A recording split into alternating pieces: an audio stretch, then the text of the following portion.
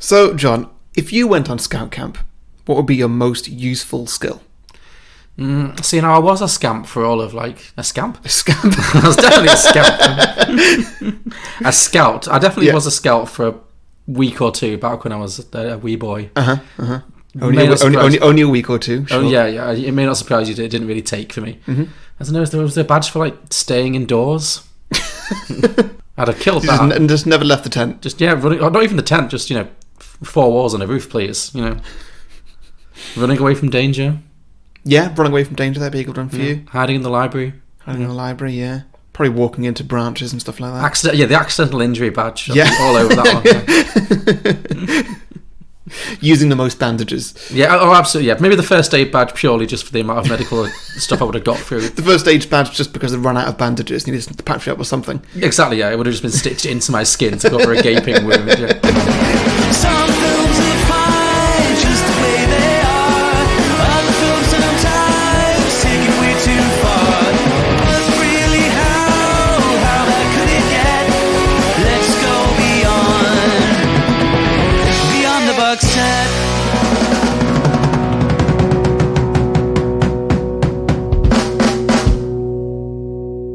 Welcome everybody to Beyond the Box Set, the podcast where today we are picturing prequels, sequels and spin-offs to Up, the Pixar film from 2009, I think it was. Yes, that's correct. Yeah.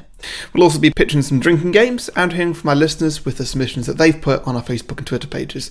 But first, we're going to talk through some of our favourite bits and give a bit of a plot summary.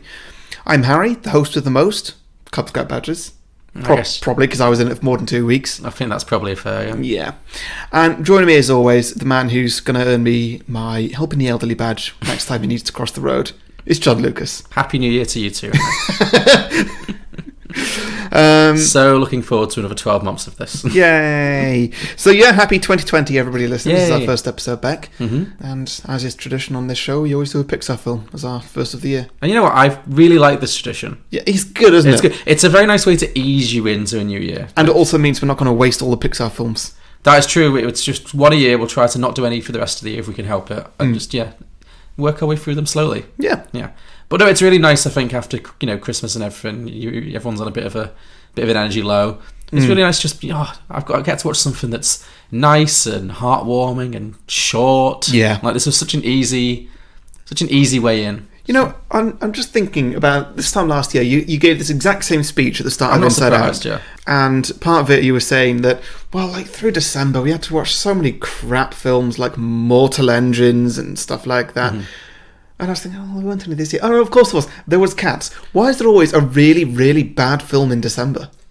Because that's it's the real swing for the fences time of year, I think. Things either really hit or they really don't. And I would say Cats was 10 times more enjoyable than Mortal Engines. I hated Mortal Engines. Oh, yeah, because Cats was enjoyably bad, but Mortal Engines was... Just a complete... that was a slog. I think we're the first ones to mention that film since last December.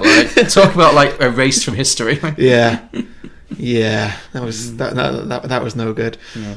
But yeah, no, I know what you mean, because Christmas and New Year, it's just a lot, and I'm doing the year-end roundup as well. That's a bit of a big one for us. Mm-hmm. So yeah, it's nice to have a nice, easy film to get us back into it. Yeah, yeah. So yeah, good call. Yeah. Mm-hmm. Well, this was your call, so... True, but I think this is your tradition, so... Sure. But why did you pick this film over others? Well, we are starting to run out a little bit. There's a fair few left. Well, we've got through 2 big ones, but there's still a few left. Yeah, well, Up seemed like a bit of a no-brainer. Yeah. It's one of the big ones. Still Ratatouille, there's still A Bug's Life. There is, and I look forward to doing The Good Dinosaur, whatever that is. Well, yeah, maybe... Coco, yeah. I don't know. I thought about all of those, Brave as well, but I just felt like Up is probably the biggest one that we haven't done yet that doesn't have any sequels. Sure. It felt like a bit of a no-brainer and one that we're bound to get to at some point. So, yeah, I thought, why not? Yeah. It's a film I know, not amazingly well, but I have definitely watched before. Okay. Presume you have as well? Yeah, I did. Yeah. So, yeah, I'm fond of it, and so I thought like I said, ease us into the year. Yeah. Before I announce my, I don't know, Annette Benning's season for next month. Yeah, no. Not happening. Okay. You're not picking a season over again. Oh, wow, okay. We didn't discuss this. Anyway, so Up. Yes. Tell me about it. Tell you about Up. Okay, so Up is, as you mentioned, it is a Pixar movie released in 2009. The story, I guess, do you want a plot summary? Yeah, pretty much, yeah. There's not much point talking about the cast of it. It's an animation, it's a bunch of voice actors.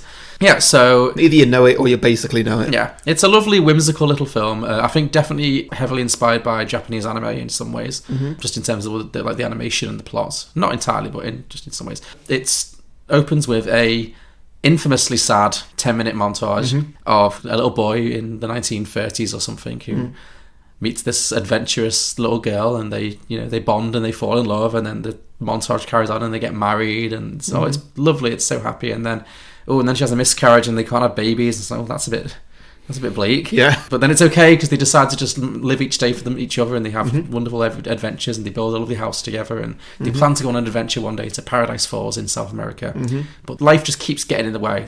Different things keep happening that cost them money, like a roof needs repairing, or he breaks his leg, something or other happens. And then time passes by, and they both get older, and then she gets sick, and then she dies, and it's really sad. Yeah. Well, see, I watched this again now, and before I was thinking, like, how sad actually is it? Because from memory, she does just die like at the natural end of her life. It's not like a tragic, and that's exactly it. It's not like a tragic death or anything. It's just she gets old and she dies. Pretty much, yeah. And like that happens to everybody. Yes, absolutely. And it's fine. And it is sad, but this isn't like the saddest. This isn't even the saddest 5 minutes of any Pixar film. Well, if you really think about it... I'd say the majority of Pixar films are sadder than this. Yeah, if you really think about Finding Nemo, the opening of that's pretty horrifying. Nemo's mother and all his siblings get brutally murdered. Many Toy Story films are much more tear-jerking than this. Sure. I mean, it still got me... I mean, I watched it on New Year's Day, so I was probably in a little bit of a fragile state. So it still got me a little bit, but I know what you mean. It's not like it's tragic. It's more just sad. Yeah. Sad, but sweet, but sad. Yeah. It's very nicely done. And it's, again, similar to WALL-E in a way. It manages to do... For the first 10 minutes, there's very little dialogue. They do a lot just with the visualization. And again, just that gorgeous Pixar animation where it's all done with the facial expressions and the music. The score for this film is lovely. It's really cute, isn't it? I looked it up and it won the Oscar for Best Score, which I was very pleased by. Because it's a really, really nice one. Yeah. Can't really think it... I don't really find it that memorable right now, but... Yeah.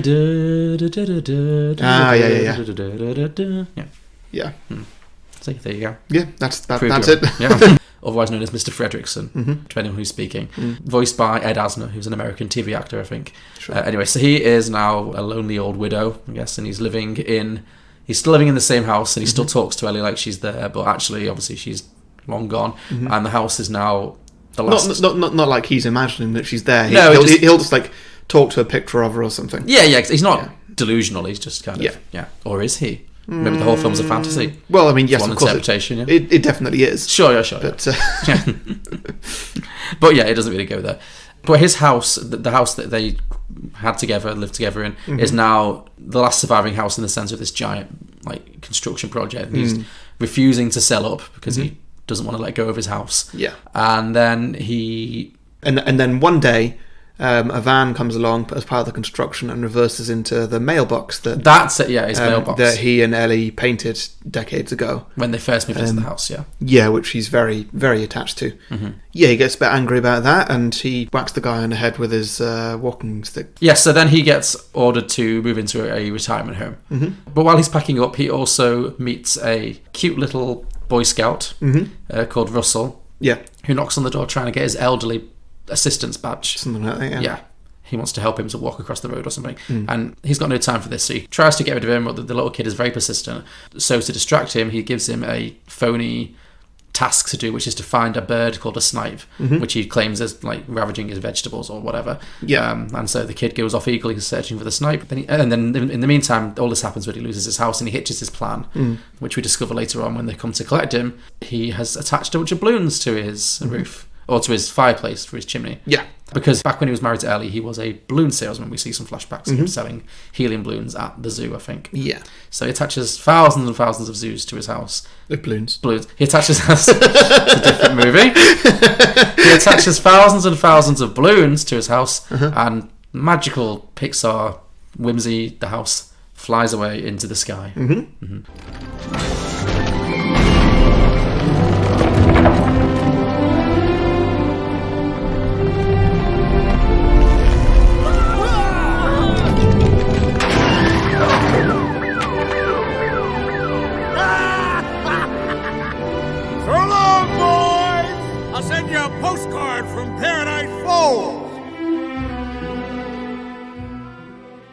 Yes, so what his plan is, apart from to get the hell out of Dodge before he goes to his retirement home, is to go to Paradise Falls, which is where he and his deceased wife Ellie were planning to go on an adventure. It's somewhere in Venezuela, I think, or South America. Yeah. So while he's up in the air, he quickly discovers that he has a stowaway on board, which is Russell, who was under the house looking for the snipe bird, and it got dragged away with him, which he's not happy about in the slightest. No. This whole sequence was really funny to me, with Russell's general being in incredible physical danger in a lot of this movie. Oh, yeah. There's lots of him nearly falling to his death. Many times. I did like the one that was... So just after this bit in the plot, Carl's like, okay, well, how can I... this is pretty unsafe for you. Yeah. So how can I get you to safety? And then it hard cuts to him lowering him out of the house using tied up bed sheets. Oh, yeah. Because he's seen all the skyscrapers. He'll drop on top of a skyscraper. And then he just drops him between two skyscrapers and what? And then it just cuts. And it turns out that was all in Carl's imagination. Yeah, that's not going to work. Yeah. Anyway, so they get to the island. Because Carl gets knocked out, doesn't he? And he sleeps it off. Yeah, I think so. And then rallies out, Russell steers them to the island, basically. So navigates them. So yes, now they're on the island. So yeah, basically, due to whatever, they've both fallen out of the house. Yes. And can't get back in it because neither of them can climb up the hose pipe. Oh, that's it. The house is still floating on a rope, so they can drag the house. The house is a bit low on helium, basically, so it's floating about 2 meters off the ground. Yeah, so they can just drag it through the air because, that works. Physically, that adds up. Really? Yep, that works for my science. Okay. Yeah, he would just need to get the momentum up on that house, and then he could walk all day. That'd be fine. Yeah, I guess. Well, anyway. Although I really don't get the impression that he could walk all day. No. Given he can't walk upstairs. He has a stair lift. Maybe this island has magical rejuvenating qualities to it. Okay. I did wonder that because then when they meet the adventurer, who must be in his early hundreds. Yeah. Yeah, because he was a grown man. Back in the 1930s, yeah. Yeah. So maybe this is this mysterious island, I don't know. Anyway, point is, he's dragging around his house, but what he's really dragging around is his grief. Subtext. Yeah. And so they're dragging the house, and then they quickly run into the bird first, don't they? Yeah. They run into this tropical bird called Kevin, who they quickly realise is actually a female. And it's just this giant bird of paradise that's running around and doesn't seem to be the sharpest tool in the box. So basically the context for this bird is, and the other explorer, so this guy back in the 30s, Christopher Plummer, Charles Muntz, the character's called. Charles Muntz, yes. He is an explorer of sorts who at one point goes to this South American country and comes back with the skeleton of one of these birds. Yes. I forget what it was called, but it's the same bird that Carl made up at the start. The snipe. Snipe, thank you. Yes, Christopher Plummer comes back with this snipe skeleton back in the day, and everyone's like, oh, that's just a fake skeleton, that's not real. Come back with a real bird and then we'll believe you. You'd think basic DNA tests, even in the 30s, would be able to establish it was real. I'm not sure if you could do that in the 30s, but either way, yeah. Sure. Back in the 30s, the public basically say, oh yeah, go away, get a real bird, and then we'll trust you. Okay. And ingrates. I can see why he's quite bitter, to be honest. Yeah. He risked his life for that thing. And so then he goes away in the 30s and never comes back. And he disappears, yeah. Yeah. And then so when Carl and Russell arrive and they come across this bird right away, I don't think they recognise it right away. I don't think they realise that's the same bird. Although it is established at the beginning of the film that Carl and Ellie both idolised this explorer guy Muntz. Yeah. And he kind of inspired their desire to go to Paradise Falls and their desire to be adventurers. So he's their hero. Yeah. Yeah, definitely. So they've met this bird now. Yeah, they meet this bird and it kind of follows, and Russell becomes very attached to it and it starts following them along as they're trying to drag the house. And then they shortly afterwards run into a dog called Doug, who is maybe the highlight of the film, I don't know. Yeah, probably. It's definitely what Pixar was trying to be the most iconic character. Oh yeah, it's a lot of fun. It's a dog wearing a collar that means it can speak, but it's very much speaking in dog. Yeah. And it's adorable. Love it. I would very much like you to be my prisoner, please. Yeah. I have just met you and I love you. Yeah. Just very enthusiastic and squirrel. Yeah. Yeah. It's a great character, a classic Pixar creation. Yeah. And so Doug wants to take the bird prisoner. Although he doesn't really, it's just what he's been told to do. Yeah. But he kind of joins the crew as well, and the four of them become this little pack. But then it turns out that Doug is part of a wider pack of dogs, all of which are under the control of this Charles F. Muntz, who's been stranded on the island ever since the 1930s. And he appears to have gone quite mad. He has developed these collars for all of the dogs that allow them to speak. So you've got all these different dogs that can essentially speak human, but they're kind of the evil dogs. They're like Doberman Pinschers. The leader, it's called Alpha, I think. No, I don't know. Yeah, it is. It's Alpha. Yeah. And that one it's got a malfunctioning collar, so that it's even though it's very menacing and sinister, it also has a very high-pitched, like helium evil kind of voice. It sounds like a lemming. I enjoyed that joke a lot the first time I watched this. This time round, it got old very quickly. Yeah, I still liked it. It's a short film. It doesn't beat you over the head with too much. True. Yeah. I was hoping that when they fixed the collar, it was going to go to some super recognisable voice. Oh, yeah, that'd be great if it was like a celebrity voice. Like, hello, I'm Sigourney Weaver. Yeah, yeah, that sort of thing. Yeah. Yeah, but no, I think they missed a trick there. That would have been really funny. I would have liked that, yeah. Oh, well. Oh, man, Master will not be pleased. We better tell him someone took the bird, right, Alpha? No. Soon enough, the bird will be ours yet again. Find the scent, my compadres, and you too shall have much rewardings from Master for the toil factor you wage. Hey, Alpha, I think there's something wrong with your collar. You must have bumped it. Yeah, your voice sounds funny. Beta, Gamma. Mayhaps you desired squirrel! So, yeah, they meet the dog, they meet the bird, then the other dogs attack them. They manage to fend them off, I think, but... They get captured that's it. by the dogs, but the dogs don't find the bird. They get taken in to go and see Charles Muntz, and he's like, oh, hey, you're my guest now. And initially he's friendly. Yeah. He's not instantly a villain. Yeah, gives them all dinner and stuff like that, which... Well, he's trained all the dogs to be his butlers, which I found delightful. Yeah. And also super unhygienic. Oh, yeah. I was wasteful. I was thinking about like the logistics of a dog cooking you like a proper meal, and it did not please me. No. A lot of hair. Yeah. A lot of drool. Yeah. Yeah. Not good.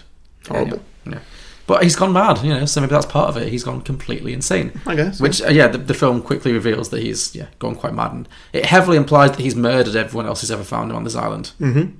Well, it basically said that. Like, he had all their helmets. Exactly, yeah. It essentially says, without saying. It may as well have been a collection of heads. Pretty much, yeah. That might have been a touch too dark, but yes. And so while they're staying with the old man, who still has his kind of Zeppelin, the supposed adventure, the vehicle that he arrived on. Yeah. That's when the bird shows up again. And it turns out that the same bird that's befriended Russell and Carl is the bird that he has been looking for his entire life. And they just seem to find it by accident, so... Yeah, pretty much. Yeah. So the bird gets captured. Carl, the old man, he tries to convince Russell to just leave it alone and it's none of our business. Let's just try and get out of here. Well, yeah, then he basically does, and he carries on his mission to go and get his house to that exact spot next to the waterfall. Yes, but Russell, the little boy, sneaks back onto the balloon to try and rescue the bird. Is instantly captured himself, and then that forces Carl to go in and rescue the little boy and the bird. Yeah. By doing so, he has to basically give up his house. He has to let go of his grief. Yeah, I'm not letting go of this metaphor. Yeah. Kind of. Like, he's still got the house, but he's just gutted it of all furniture and everything. Oh, that's another thing where I thought, my God, how much pep have you got? Yeah. How long did it take you to empty out your entire house, all your worldly possessions? Yeah. Like 4-poster bed, cupboards, yeah, chairs. Yeah. Like he said, he can barely use a stair lift back on. This island, Paradise Falls, definitely has some kind of magical qualities, I think. Yeah, must do. Anyway, so he does that. He empties out his house so that he can float a little bit higher, and he catches up to the Zeppelin and like jumps on board and manages to rescue Russell. Doug helps out as well, fights off the other dogs, I guess, and I think becomes the alpha dog. Puts the other dog into the sort of tricks them, basically. Yeah, essentially. Yeah. There's a big old fight on top of the Zeppelin. Old Muntz falls to his death. I mean, it's kind of falls to his death, but it's also kind of exactly what Carl tried to do. How do you mean? It's borderline murder, is what I'm saying. Oh yeah, sure. It's in, like Carl's basically like, oh, you guys are in the house. I've got an idea. You guys stay there. Get on the bird, and then, hey, Charles Muntz, the bird's in the house. Go into the house. Oh no, it's 100% murder. Yeah. And yeah, he just tricks him to fall into his death. It's, I mean, it's kind of self-defense, I guess. Sort of. I mean, it's definitely a bad guy who, due to his own actions, died. Yeah. But yeah, I'd say this is the closest that Pixar has come to legit murder. Yeah, he'd still definitely be facing some... There's a lot of charges awaiting Carl when he gets back to America. So the old man falls to his death. Yeah. And that's the end of the film, essentially. They reunite Kevin with his... Oh, they find out that Kevin's a girl and has chicks. That's it. Oh, yeah. So they reunite Kevin with his chicks, her chicks, I should say. And then they take the dogs back to America. And it's happily ever after. Russell and Carl stay friends. Russell gets his badges. Is helping the elderly badge and also the Ellie Award for adventuring or some stuff that the old man makes up. Yeah. And it ends on a lovely note of them just being pals and just, they've added value to each other's lives.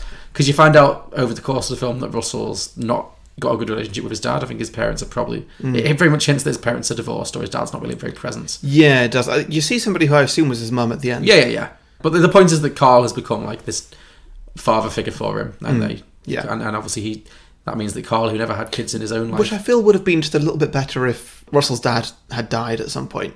Yeah. I feel like that would have made more sense. Well, some dads are just absent, Yeah, I think it was nicer to just generally keep it vague, Yeah. You can interpret it in any one of a number of ways. Yeah. And that's the plot, really. Yeah, that And then it ends on another lovely little montage of them having loads of adventures with the dog. It's nice, yeah. Yeah, it's a cute film. It's a nice film. Like I said, a nice one to ease our way into 2020. Yeah. Just wait and see what I've got for you next week. Oh dear. I'm already worried. Russell, for assisting the elderly and for performing above and beyond the call of duty, I would like to award you the highest honor I can bestow, the Ellie Badge.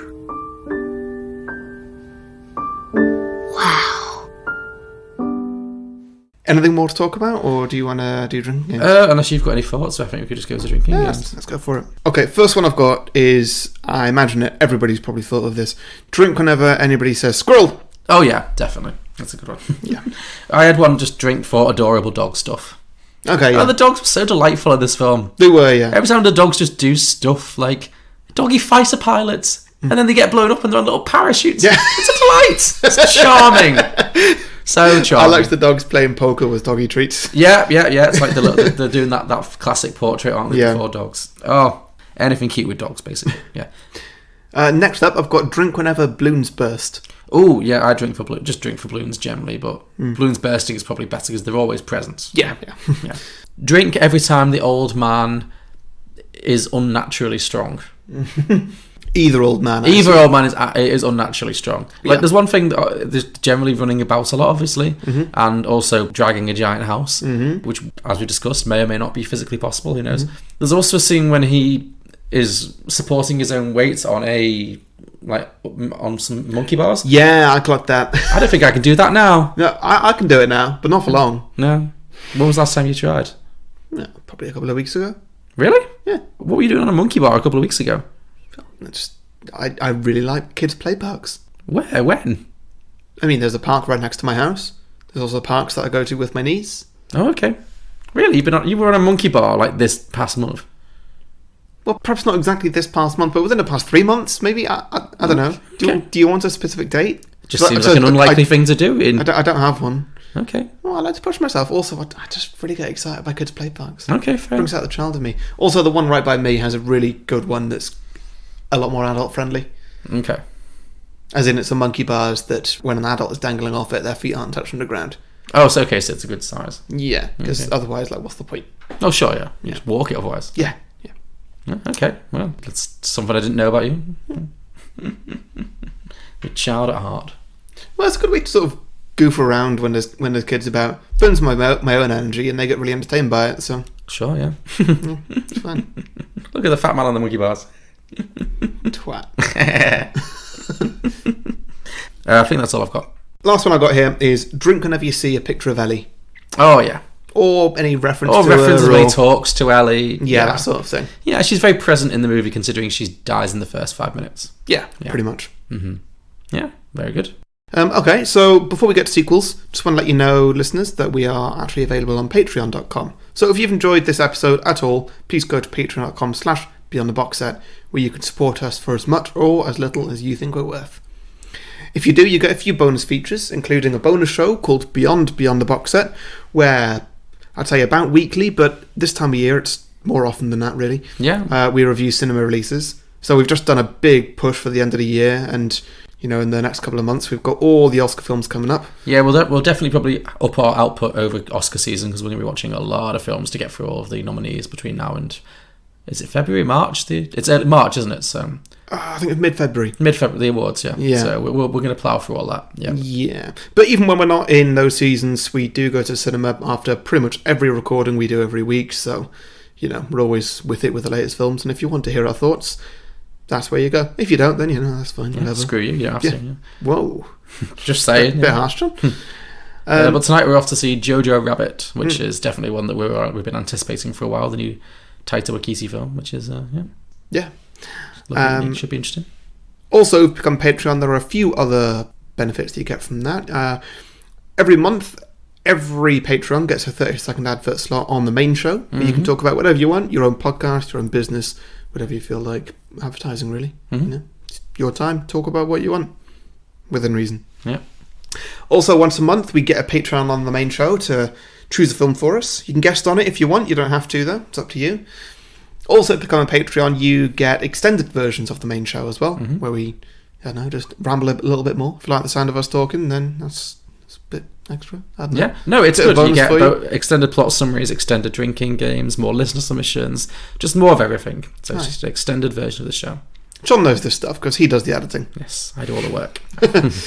And finally, when you are a Patreon, you get access to our exclusive Facebook group, which is the patrons only, to talk about, again, whatever they want really, but it generally revolves around different films and reviews and our new episodes coming out and future releases and stuff like that. It's generally a really nice place on the internet. Yeah. In a place that's full of conflict. This is a place that's not, basically. All available, patreon.com/Beyond the Box Set. Yep, or for as little as $2 a month. You can subscribe, pay as much or as little as you like. So, yep, thank you very much. Bonjour tout le monde, I'm Finn, and every Tuesday I host a podcast called Passport People, in which I talk to people from around the world about the places that matter to them. What is so special about each location? What makes each place tick? Where are they headed? To join us on our round-the-world trip, talking to a diverse range of fascinating people from an incredible variety of professional and cultural backgrounds, search for Passport People in Spotify, iTunes, or wherever you get your podcasts. Okay. Sequels. Yeah, shall I go first? I believe you should, since I picked the film. So Great. Okay, so I've done a direct sequel. okay, cool. It's called Up to the Stars. Up to the Stars. Okay, With number interesting. 2. Up to. Oh, I like it. Up to. Not very nice. Okay. Yeah, I felt that should probably be a thing. I surprisingly only had, I think, one listener submission that's also done that. Okay.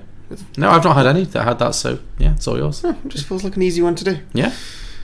Okay. I'm interested to hear how it goes. Okay, this did not go the way I planned it to go. Okay.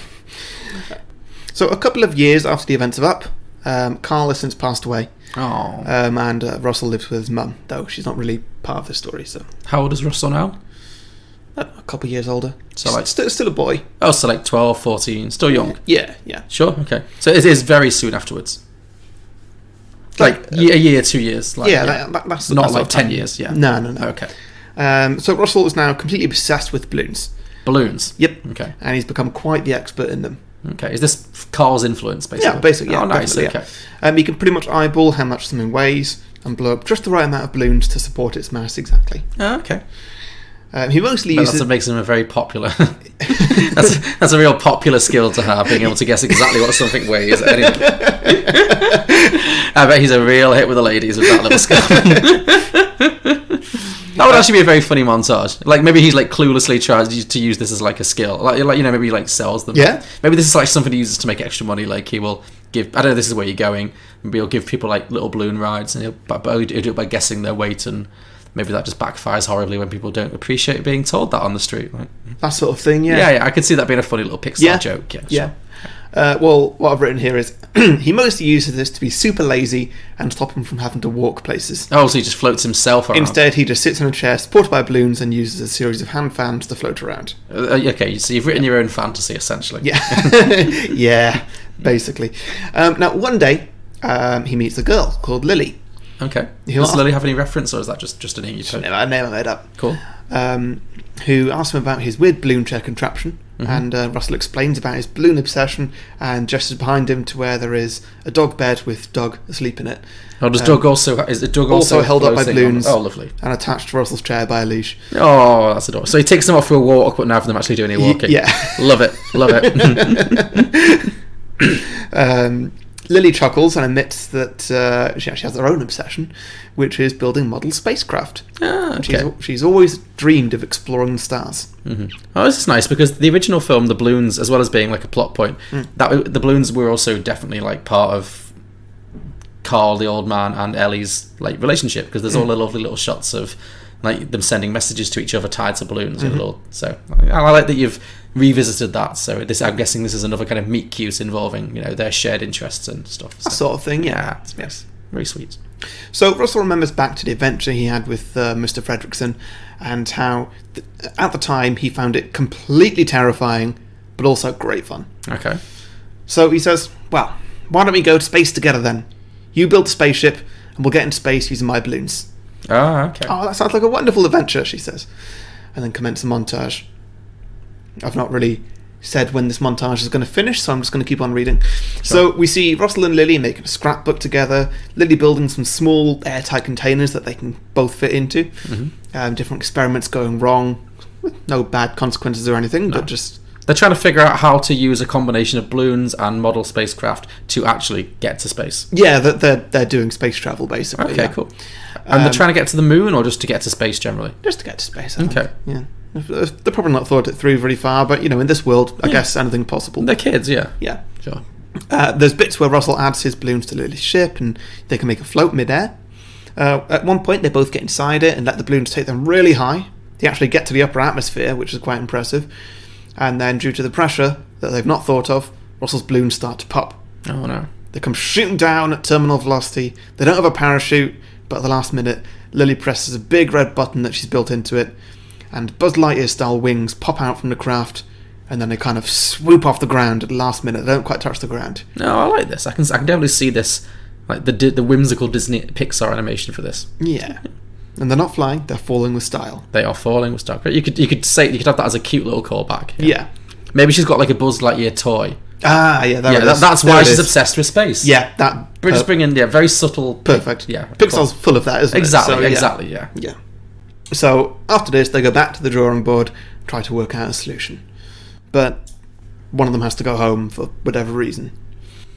And then we kind of drift into a new montage, I'd say. They repeatedly don't have enough time for each other, and they start to drift apart as both of them gradually get older. Oh, how much older are we talking here? A few years pass, and they're no longer part of each other's lives. Okay. Though, every now and then, Russell does get out the scrapbook and smile to himself. So this was like his first girlfriend, so it's something that he... Sort of thing, yeah. Obviously very innocent, young. Yeah. Not really like girlfriend, but just like best friend. Okay, sure. Just as, yeah. But they're not friends... Kind of how Carl and Ellie were at the very start of Up. Yeah, sure. Yeah. But the point is that they're not friends anymore. They unlike Carl and Ellie, they've actually drifted apart completely. Yeah. Okay. So, cut to a few years later, Russell's now in his 20s. Okay. He's finished with school and moved out of his mum's house. He still has Doug with him, but Doug's getting quite old as well. Mm-hmm. Russell has a girlfriend for a while, but only a short while, and she doesn't really like his obsession with balloons, and she finds him to be too much of a dreamer, and she leaves him. Okay. Russell quits ballooning as a result of this, and he gets a boring job in an office. Mm-hmm. One day, he comes back from work. Doug's not waiting for him at the door to meet him anymore. Oh no, not Doug! This breaks his little heart. Oh no. He gets very sad, he cries about it. He buries Doug next to Carl. Aww. And then he goes home, and while looking for photos of Doug and Carl, I've teared up a little bit of my own story. You've set yourself off, haven't you? Yeah, you big softy. Yeah, while he's looking for photos of Doug and Carl, he comes across a scrapbook of his and Lily's childhood dreams. Aww. And so he tracks down Lily online, and he gets in touch with her, hoping to rekindle the friendship they once had. Sure. She responds, and meet up a few days later. Mm-hmm. They meet at a coffee shop just off the street where they originally met, and she has a toddler with her asleep in a pram. Oh, so she's become a mother. Russell immediately asks about him. She explains he had him 3 years ago with her ex-boyfriend, and she named him Carl after the stories that Russell used to tell. Oh, that's nice. I thought that'd be really sweet. Yeah.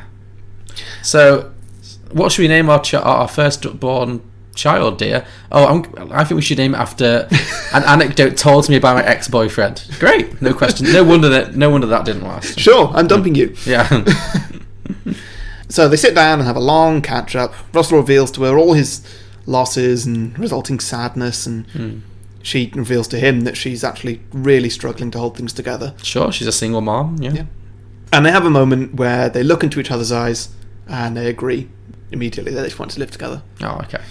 So pretty much before the week is up, or month, whatever is realistic, Russell moves in and basically becomes Carl's stepdad. Okay. Carl is very cute and adorable and unsurprisingly obsessed with space travel. When Carl takes Russell up to see his bedroom, Russell is completely taken aback. The room has a dark blue ceiling with loads of very intricate stars and planets projected up onto it from a few lights, and the walls are painted sky blue with lots of balloons in bunches, and each bunch is lifting up a different design of spaceship, all as an ode to Russell and Lily's childhoods. Aww. So the kid's bedroom is essentially this big like planetarium style decor. Love it. Yeah. Russell comes downstairs and Lily is there waiting for him, and she asks, after seeing Carl's room like that, is he freaking out about committing to basically becoming a father? And he replies, like the adventure he went on with Mr. Fredrickson, he's completely terrified, but he knows it's going to be great fun. Aww. And that's it. Oh, that's really nice. What a lovely little story. That is Up to the Stars. So they never actually go to space. It's actually just about his journey towards... No, because that's completely unrealistic. I mean, so was flying to Venezuela, but sure. No, that's really nice. I like that a lot. It feels like it's a short movie. I don't mean that's a criticism. Yeah, no, I think I feel like it's a nice little... It'd be a nice little Disney short. Rather than like a full-length feature. You know, like sometimes they do, you know, before the movie they'll show a short. Yeah. I'd like to see like a 10-minute short before whatever the next Pixar movie is. Like, yeah, that could work. That'd be a nice little 10-minute short, I think, just to catch up with Russell. And, you know, I can see that's very sweet. Yeah. I like that a lot. It's nice. Beat that. Okay, so mine is also a direct sequel, and it has some similarities to yours, but it has gone in a different direction. So mine actually takes place 10 years later. But we're actually going to open with, much in the style of the original, with another tragic montage, which is going to this time show... By the way, before mine got into the kind of soppy bit about relationships and getting together, the whole thing was a tragic montage. It was the whole tragic montage. Great. I just stopped myself halfway through, just like, Harry, where are you going with this? This is... Just kill the man, kill the dog, kill everyone, yeah. Great. So it's another sad montage. This time we're going to see Russell growing up from like a cute little boy into a young man. You know, through his teenage years, but all the time it's going to be showing him with Carl, Mr. Fredrickson, as his constant companion and father figure. So, you know, all the stuff you see in the credits of the movie, you see them all the different images of them having different adventures. Like, we see Mr. Fredrickson move into an old people's home, and we see them like walking the dog in the park, and him chasing squirrels, and all kinds of stuff's happening. It's lovely. So it's going to be like that. We'll see them like growing up together. However, over the years, Mr. Fredrickson is obviously going to become increasingly... He's going to slow down. He's going to get much more old and frail, you know, as he enters his final years. And at a certain point, he's going to develop dementia. So like that can be like the sad, we can't have babies scene, or the sad when she falls over and gets sick scene. In this one, it's like he starts to get dementia. He doesn't recognise Carl as much anymore. He doesn't recognise Russell. He doesn't recognise Russell as much anymore. And ultimately, he passes away peacefully at the age of 93 or something. So he has a good life. It's not a tragedy. You know? He has a good long life, but this little sad opening montage ends with him dying. Maybe it ends at his funeral, and the movie proper opens at Mr. Fredrickson's funeral, much like yours. And Russell's there. He's now in his early 20s. You know, he's obviously very sad. He's lost his best friend and, you know, father figure. So yeah, Russell's now in his early 20s. He's still got Doug, the dog. But like yours, the dog is now also very old. And I thought it'd be fun if the dog became the new Mr. Fredrickson. Okay.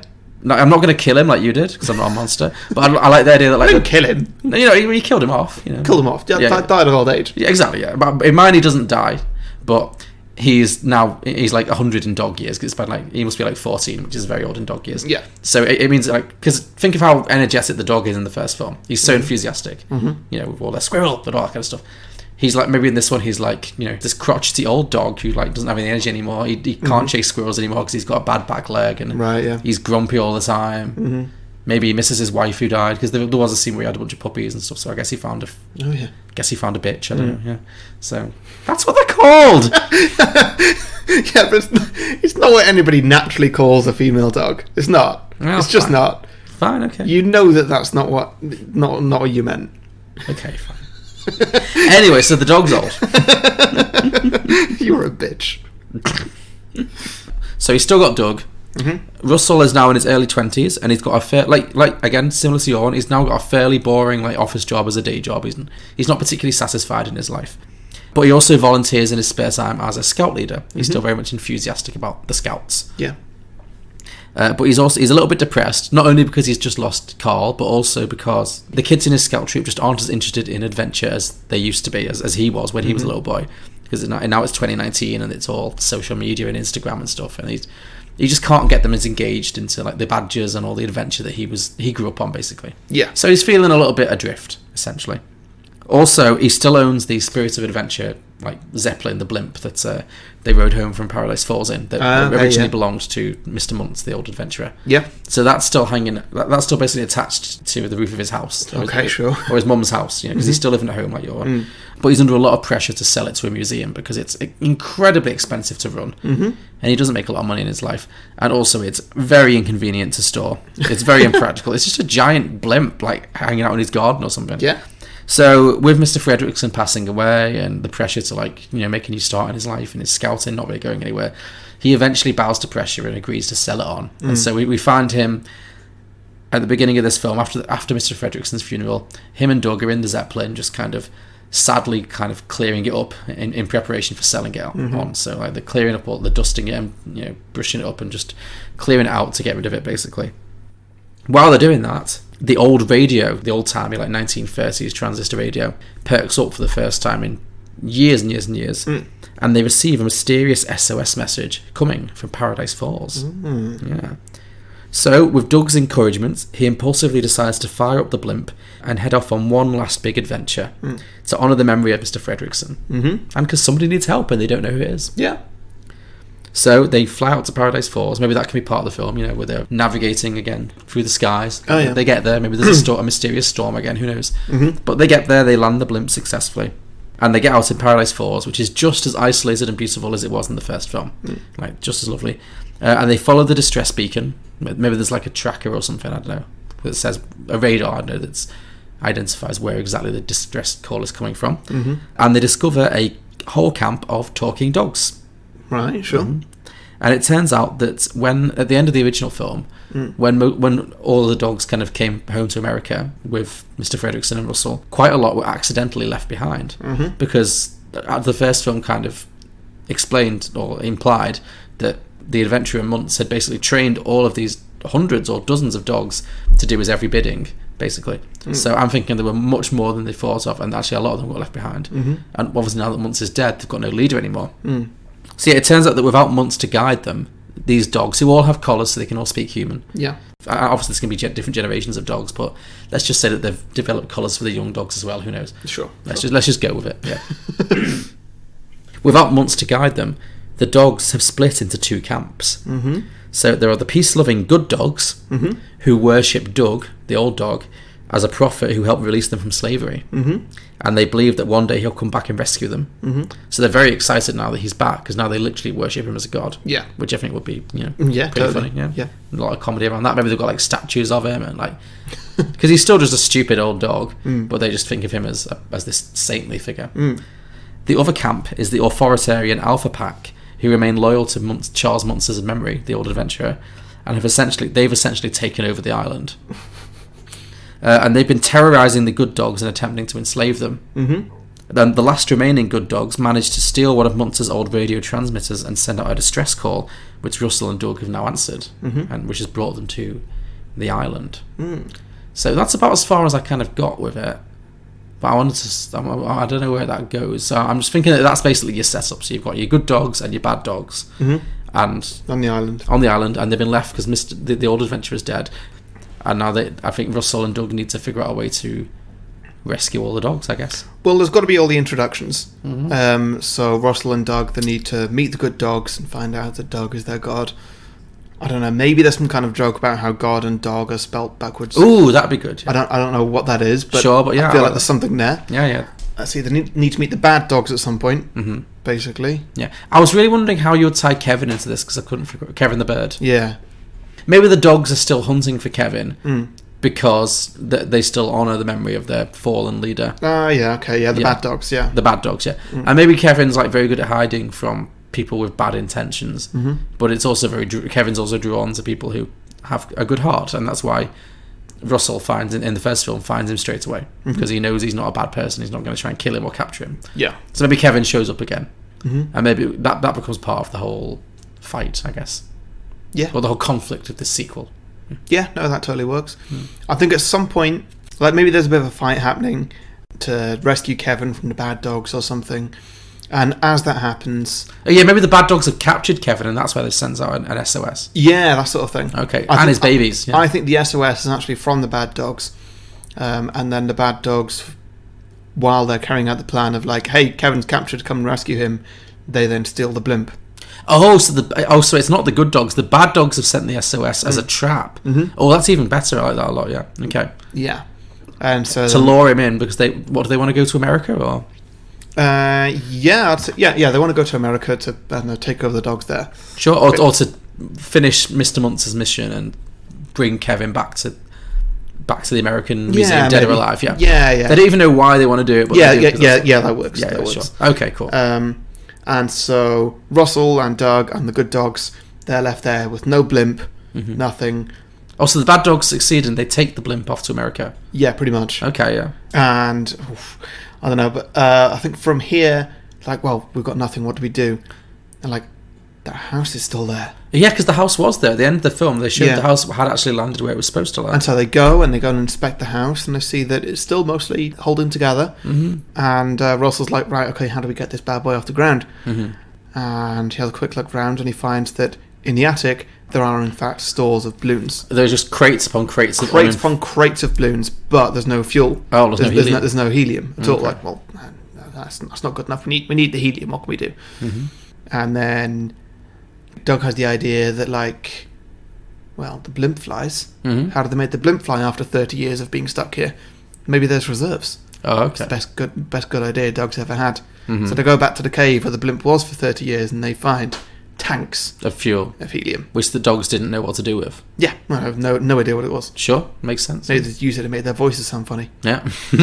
And so then they fly the house again, and they catch up with the blimp, and maybe there's an air battle between the blimp and the flying house. Yeah, and maybe it looks like the blimp's got the upper hand. It looks like all is lost, and maybe they've got the house in their sights, and they're going to knock the house back onto the land or whatever, make it crash land. And then at the last minute, Kevin's children fly in and save the day. Yeah, the ones that they saved in the original film, they come back and save their mother and the team that saved their mother's life in the original. Yeah, that works. Yeah, so I like that. It's coming in the last minute. Yeah, okay, yeah.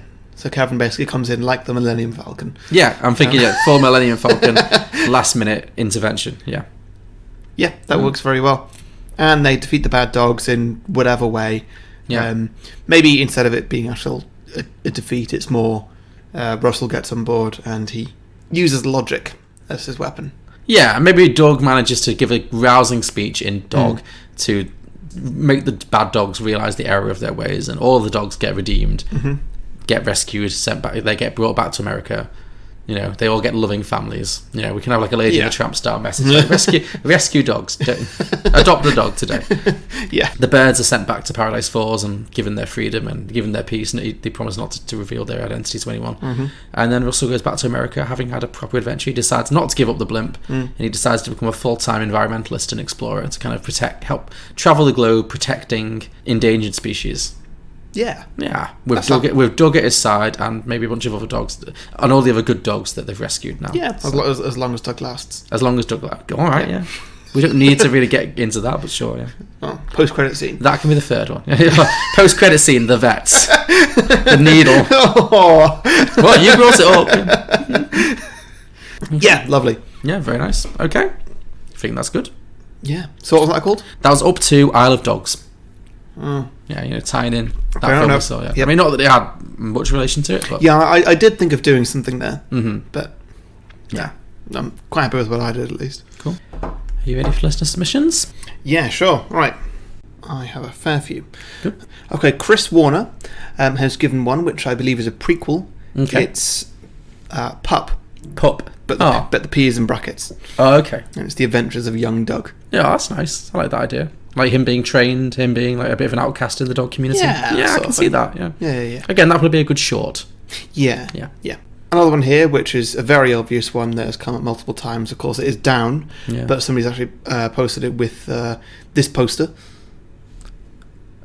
Oh dear. It took me a second to realise what that was. So, listeners, what I'm looking at is someone's done a picture of Russell, the little boy, the dog, and the bird looking into a open grave, which I guess is the old man's.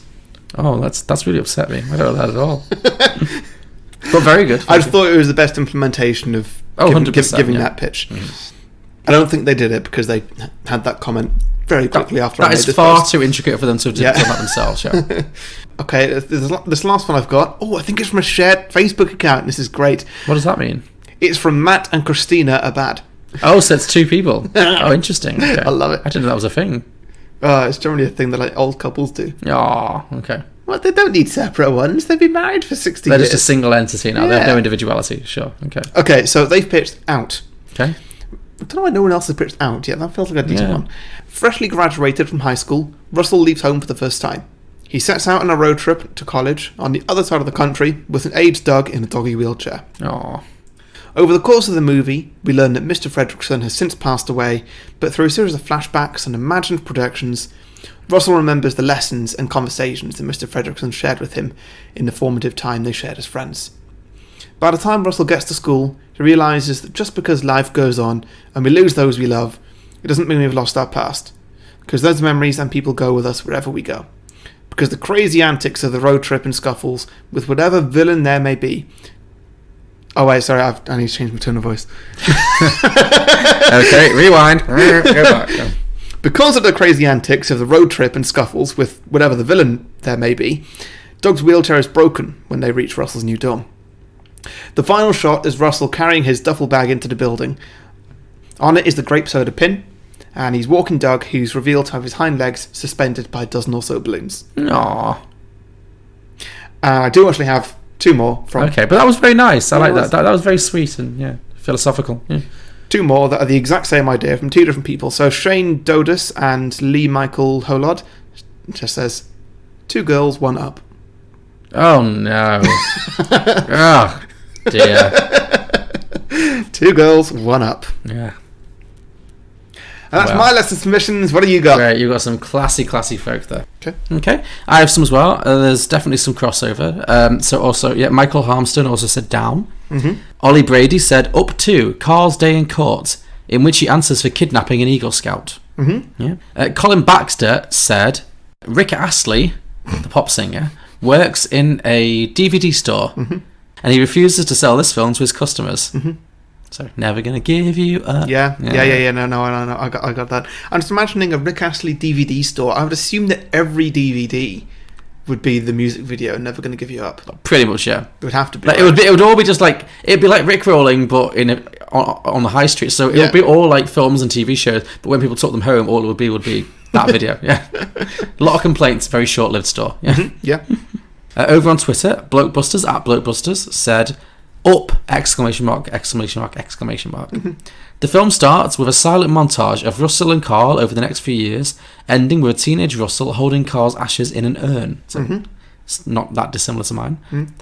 Then, Carl ends up getting inspired after watching a news clip about their previous adventure and decides to take Carl's ashes on one last journey. So he spends a year preparing, planning, and obtaining Federal Aviation Administration permission to fly off. He also starts a relationship with a newbie clerk in the FAA office. As he gets closer to his takeoff date, he realises that he's torn between his relationship and his promise to himself about Carl. We see a flashback to him and Carl talking, in which Carl reflects on his life with Ellie and how that time was more precious to him than adventuring, and that one day Russell would also find someone worth staying for. So the next morning, Carl goes to tell the Clark that he's staying when he opens the door to find them standing there, bags packed, ready to leave with him.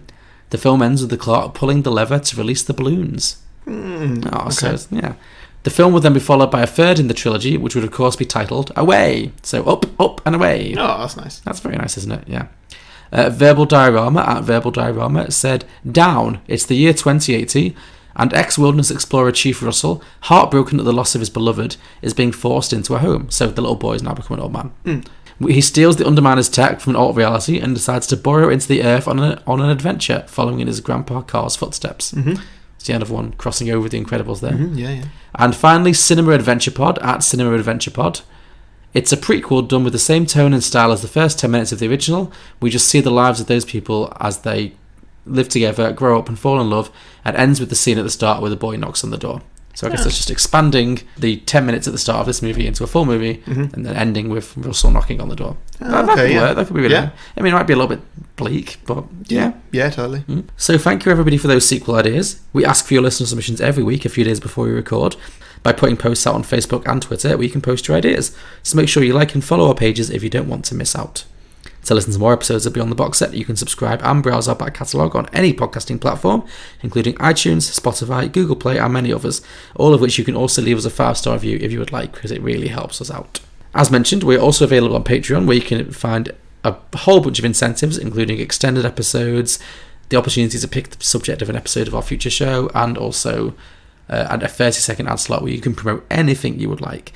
That's also all available for $2 a month or more, whatever you would like to pay. Just go to patreon.com/Beyond the Box Set for more information. And you can find all those links in the description below or at beyondtheboxset.com. And next week, Harry, it is your first pick of 2020. I hope you've got something good for me. I'm afraid you might not.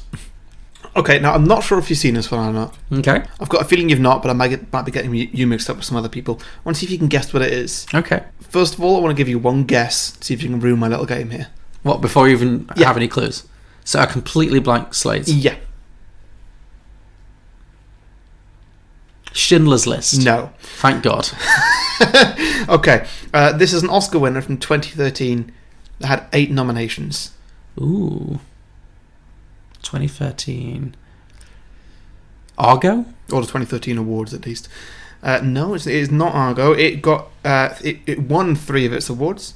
Best Sound Mixing, Best Makeup and Hair, and Best Supporting Actress. Best Supporting Actress, 2013. Oh my God, I'm really drawing a blank. Their only Oscar award. Their only nomination? No. 2013, oh God, I should know this. It has a familiar director of a film that we've recently done. Like as recently as the Christmas season, or? Mm-hmm. What did we do? We did Christmas of the Cranks, and that was Chris Columbus. I'm guessing it's not that. Same director as the film we just saw in the cinema within the past month. Ryan Johnson? No. Tom Hooper? Mm-hmm. Oh God, not Les Miserables. Yeah. Oh well, Harry, how could you? How could you do that to me? You know how I feel about that film. I don't. Remind me, have you seen it? Yeah, I hate it. Great. It's one of the worst cinema experiences of my life. Great. It pained me. Great. This is going to be fantastic to talk about. Oh no.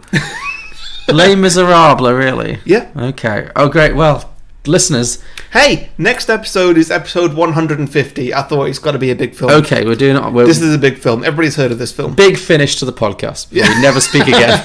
Right. Okay, well, fair enough. Fair enough. You know what? I'm going to be an adult about this. That's fine. Sometimes, John, you bring a bad film intentionally. That's true, yeah. Okay, fair enough. That's fine. I've not brought a bad film, but I've brought a film that a lot of people hate. I'll take it on the chin. And you know what? I quite like it. Well, let's see how we both feel after reviewing. So join us next week. Okay, thank you very much, Harry. Join us next week, listeners. For episode 150. 150! Les Miserables. Yeah. See you then. See you later, everybody. Bye. Bye.